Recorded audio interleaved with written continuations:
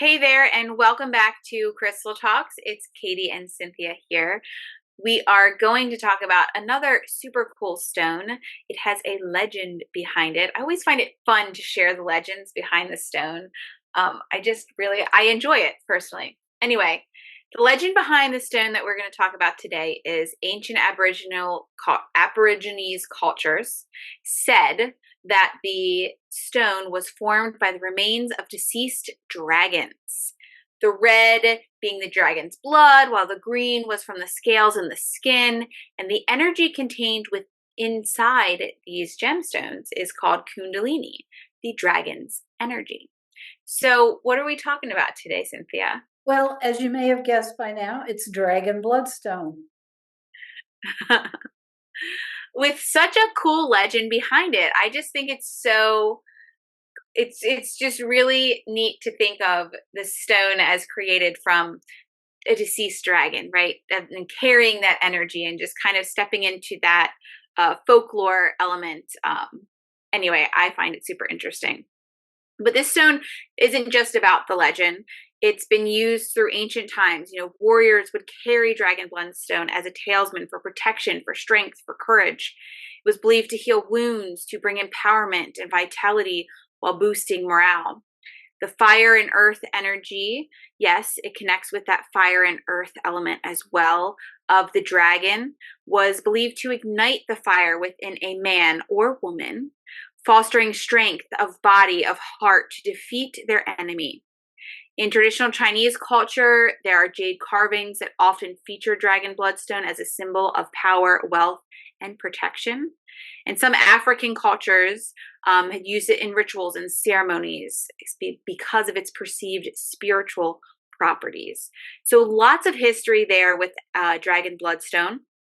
Cynthia, what are some of the benefits we can look forward to when working with dragon bloodstone?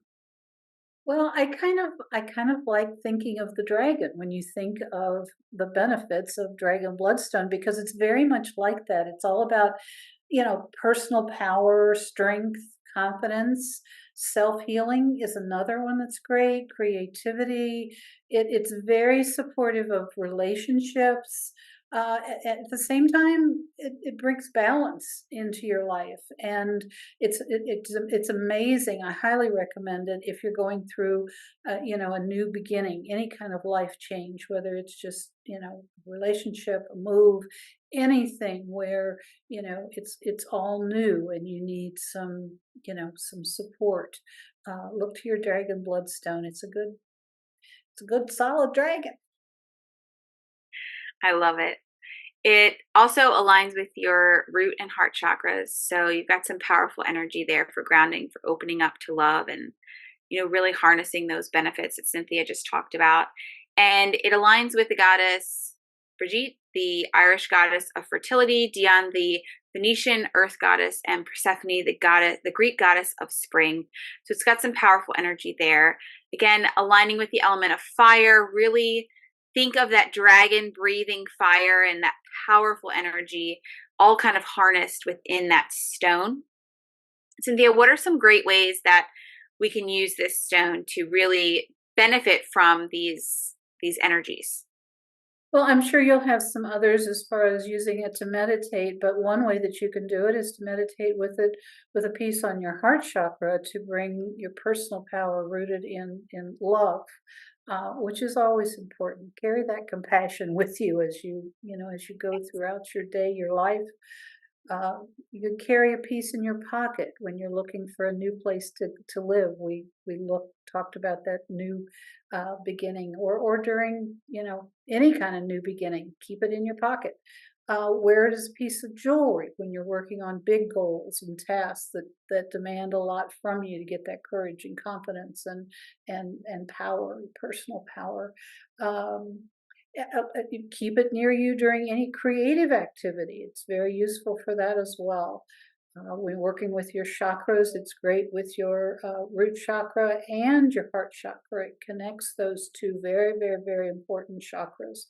And as always, I'm going to suggest that you put some chips in a roller bottle and use it with a roller ball, or with your essential oils, which bring out the best of both of those natural healing creations. Anything there that's a favorite for you, Katie? Well, I'm always down to meditate. It's definitely something I enjoy.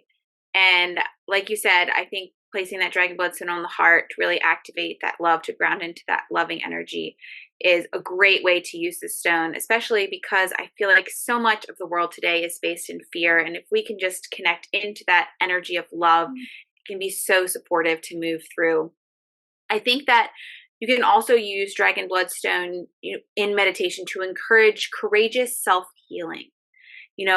Healing can be a tumultuous, it can be like such a up and down emotional thing that you move through, and Dragon Bloodstone can really support that courageous heart to be in that energy of love as you're healing. So I think that's another great way to meditate with Dragon Bloodstone.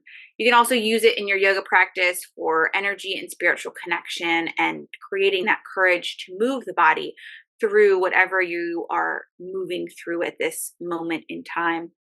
Now, Cynthia, I know you also mentioned creating a roller bottle with Dragon Bloodstone. What are some oils that would really pair well with Dragon Bloodstone, and the benefits and energies of Dragon Bloodstone?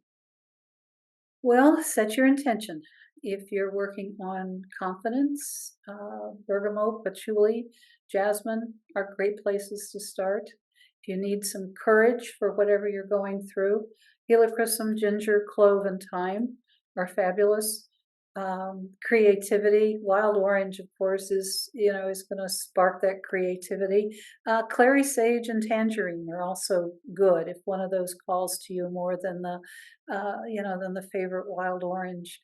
Um, if you're working on balance, then frankincense would be my first go-to, but we've also got petitgreen and patchouli that work well in that area.